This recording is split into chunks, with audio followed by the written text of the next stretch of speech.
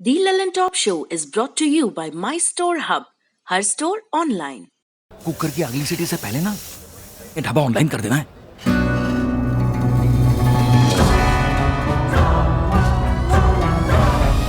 हम हो गए ऑनलाइन। आ गया है माई स्टोर ऐप। ये किसी भी स्टोर को ऑनलाइन करे सिर्फ 15 सेकंड में। माई स्टोर, अब हर स्टोर ऑनलाइन।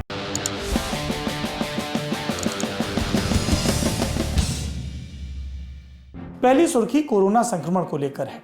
तमिलनाडु के चेन्नई में कोविड आउटब्रेक हुआ। आईआईटी मद्रास में 104 स्टूडेंट्स और स्टाफ सदस्य कोरोना पॉजिटिव पाए गए। कैंपस में अस्थायी लॉकडाउन लगा दिया गया है। राज्य का स्वास्थ्य विभाग और आईआईटी प्रशासन संक्रमण का स्रोत क्या है इसका पता लगाने की कोशिश कर रहे हैं। पिछले 10 दिनों में कैंपस से 71 लोग पॉजिटिव पाए गए और आज 14 दिसंबर को 33 और लोग। ट्विटर हैंडल पर आईआईटी मद्रास ने एक बयान जारी कर कहा कि सभी स्टूडेंट से हॉस्टल में रहने को कहा गया। पैक किया खाना उनके कमरों तक पहुंचाया जाएगा। पिछले दिनों राज्य सरकार ने 7 दिसंबर से यूनिवर्सिटी और कॉलेज खोलने की इजाजत दी थी, उसके बाद ये हुआ। दूसरी तरफ मुफ्त कोरोना वैक्सीन की घोषणा करने वाले राज्यों की लिस्ट से भी जुड़ी एक सुर्खी है। केरल का नाम इसमें जुड़ गया है। केरल के मुख्यमंत्री पिनराई विजयन ने कहा कि किसी से वैक्सीन का पैसा नहीं लिया जाएगा। इससे पहले तमिलनाडु और मध्य प्रदेश भी इससे मिलती जुलती घोषणा कर चुके हैं। स्वागत योग्य पहल। अगली सुर्खी मध्य प्रदेश के पूर्व मुख्यमंत्री और कांग्रेस के नेता कमलनाथ के एक ओपन एंडेड बयान के हवाले से। उन्होंने कुछ ऐसा कहा जिससे कयास लगने लगे कि शायद वो पॉलिटिक्स से संन्यास लें, लेकिन वो नेता ही क्या जो कोई बात सीधे कहे। 13 दिसंबर को कमलनाथ ने अपने गृहनगर छिंदवाड़ा में एक जनसभा के दौरान कहा कि मैं आराम करने के लिए और घर बैठने के लिए तैयार हूँ। मैंने पहले ही काफी कुछ हासिल कर लिया। ये बात कमलनाथ की जबानी सुन लीजिए। मैं आराम करने को तैयार हूँ। मुझे किसी पद का लालच नहीं। मैंने बहुत कुछ प्राप्त कर लिया। जितना मैंने प्राप्त किया शायद किसी और ने प्राप्त नहीं किया होगा। तो मैं घर बैठने को तैयार, मैं भी आराम करने को तैयार। मैं क्या करूं भविष्य में ये आपको तय करना है। आखिरी लाइन आपने सुनी। कह रहे हैं मैं क्या करूं ये आपको तय करना है। बाद में जब पत्रकारों ने घेर कर सवाल पूछा कि क्या सियासत से संन्यास की बात है, तो उन्होंने इसी आखिरी लाइन का सहारा लेते हुए सफाई भी दी।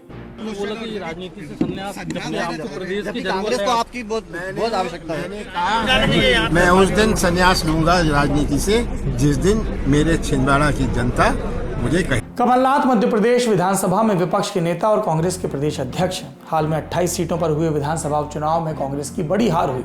जानकारों की माने तो इस हार के बाद कमलनाथ के खिलाफ सुगबुगाहट पार्टी के भीतर शुरू हुई। कई कांग्रेस नेता कमलनाथ पर गलत टिकट बंटवारे, कमजोर उम्मीदवारों और खराब रणनीति का आरोप लगा चुके हैं। ऐसे में ये कमलनाथ की मैसेजिंग भी हो सकती है। लेकिन इस बयान के बाद हमें बिहार के मुख्यमंत्री नीतीश कुमार का हालिया बयान भी याद आ गया, जो उन्होंने चुनाव प्रचार के अंतिम दौर में अंतिम दिन अंतिम रैली में दिया था कि आखिरी चुनाव है। और जब कयासों के घोड़े खुले तो बाद में सफाई आई कि मैं तो चरण के बाबत ये बात कह रहा था। क्या नेता कभी रिटायर होते हैं? आप ये सवाल जरूर पूछिएगा। अगली सुर्खी यूपी के चर्चित हाथरस कांड से जुड़ी है। योगी सरकार ने दावा किया कि इसके पीछे पॉपुलर फ्रंट ऑफ इंडिया यानी पीएफआई का हाथ था और इस संगठन से कथित तौर पर जुड़े कुछ लोगों को गिरफ्तार किया गया। अब पीएफआई के छात्र संगठन कैंपस फ्रंट ऑफ इंडिया यानी सीएफआई के महासचिव रऊफ शरीफ को केरल के तिरुवनंतपुरम एयरपोर्ट से गिरफ्तार किया गया। रऊफ के खिलाफ लुकआउट नोटिस जारी किया गया था। यूपी पुलिस का कहना है कि उसे देश विदेश से फंडिंग होती है, जिसका इस्तेमाल सामाजिक वैमनस्य फैलाने और सांप्रदायिक दंगे भड़काने में होता है।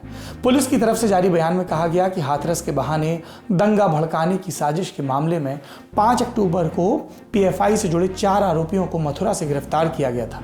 यूपी पुलिस के मुताबिक चारों गिरफ्तार आरोपियों में अतीकुर रहमान और मसूद को आर्थिक मदद पहुंचाने और संसाधन मुहैया कराने को लेकर केरल के रऊफ शरीफ की भूमिका सामने आई। हाथरस मामले में गिरफ्तार किए गए पत्रकार सिद्दीक कप्पन से जुड़ा भी एक अपडेट है। कप्पन की गिरफ्तारी के खिलाफ सुप्रीम कोर्ट जाने वाले संगठन Kerala union of working journalist की प्रामाणिकता पर यूपी सरकार ने सवाल उठाए हैं। सुप्रीम कोर्ट में संगठन की याचिका पर सुनवाई के दौरान यूपी सरकार ने इस बात को दोहराया कि कप्पन सीधे और नजदीकी तौर पर पीएफआई के नेताओं से जुड़े हैं। यूपी सरकार ने कहा कि पत्रकारिता संगठन पत्रकार के रूप में कप्पन की असली पहचान छिपाने की कोशिश कर रहे हैं, जर्नलिस्ट वाली पहचान को आगे कर रहे हैं। अगली सुर्खी, जरूरी सुर्खी, हमारे देश के बच्चों से जुड़ी है। साल 2015 से 2019 के बीच बच्चों में कुपोषण की स्थिति और खराब हुई। ये बात 5वें नेशनल फैमिली हेल्थ सर्वे यानी ICHS 2019-20 में सामने आई।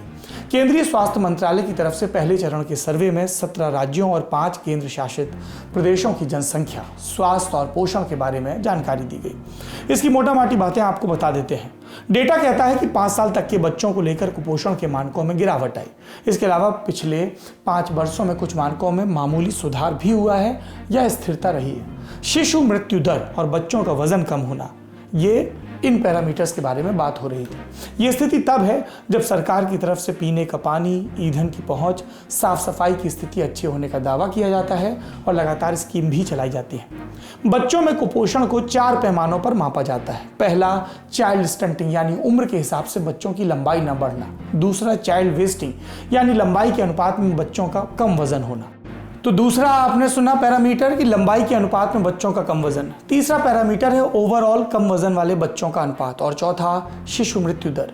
ये 4 पैमाने और इनके आंकड़े ग्लोबल हंगर इंडेक्स समेत कई वैश्विक सूचकांकों में इस्तेमाल होते हैं। जब इन पैमानों पर बच्चों की संख्या बढ़ती हो तो कहा जाता है कुपोषण बढ़ा है। चाइल्ड स्टंटिंग यानी उम्र के हिसाब से बच्चों की लंबाई न बढ़ने के मामले में बिहार, तेलंगाना, गुजरात, केरल, महाराष्ट्र और पश्चिम बंगाल में स्थिति खराब हुई है। इस लिस्ट में बिहार टॉप पर है और दूसरे नंबर पर गुजरात। कुपोषण के मानकों पर भारत में हमेशा से ही चाइल्ड वेस्टिंग रही है, यानी बच्चों की लंबाई के अनुपात में उनका वजन कम रहा। इस सूची में तेलंगाना, केरल, बिहार, असम, जम्मू कश्मीर जैसे राज्यों की स्थिति खराब है। महाराष्ट्र और गुजरात जैसे राज्यों में हालत स्थिर है। कम वजन वाले बच्चों का अनुपात बिहार, गुजरात, महाराष्ट्र, पश्चिम बंगाल, तेलंगाना, असम जैसे राज्यों में बढ़ा है। शिशु मृत्यु दर यानी जन्म लेने वाले प्रति 1000 बच्चों में मरने वाले बच्चों की संख्या, ये इन 5 वर्षों में स्थिर रही, मतलब कुछ खास सुधार नहीं आया। इंडियन एक्सप्रेस अखबार के मुताबिक यूनिवर्सिटी ऑफ पेंसिल्वेनिया के रिसर्चर आशीष गुप्ता कहते हैं कि साल 2015-16 के चौथे सर्वे में 1000 बच्चों पर 50 बच्चों की मौत की बात कही गई थी। अब 5 साल बाद इस सर्वे में महाराष्ट्र जैसे राज्य में स्थिति वैसी ही है, जबकि बिहार में मात्र 3% का सुधार हुआ। इस सर्वे में कोरोना महामारी से पहले और बाद की स्थिति की तुलना भी की गई। दूसरे चरण के सर्वे में कोरोना के चलते देरी हुई। इसके नतीजे मई 2021 तक आ सकते हैं। इस चरण में यूपी, पंजाब, MP जैसे राज्यों को शामिल किया जाएगा।